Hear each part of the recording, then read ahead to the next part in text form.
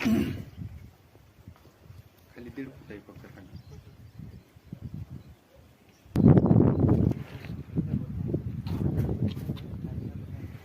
Gas आहे आपल्याला म्हणजे शेणापासून आपला स्वयंपाक विपाक तयार होतो इथे.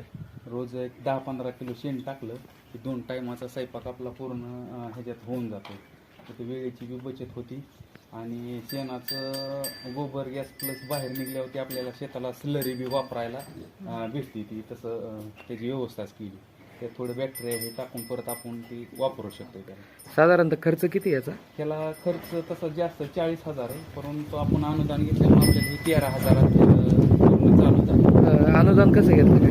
अनुदान कंपनीचे जे हे होते सेल्समॅन त्यांच्याकडेच आपण ते कागदपत्र दिली, त्यांनी आपल्याला ते मिळवून दिलं. आपण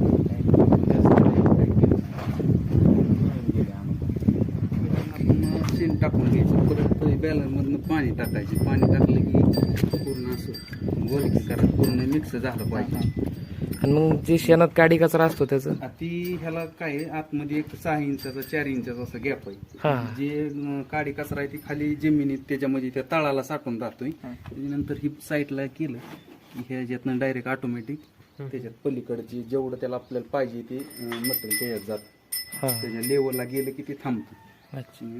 गॅस तयार होऊन जे वेस्टेज निघत आहे ते तिकडं आउटलेट पलीकडं असा एक पाईप काढला, त्यातनं बाहेर निघतं.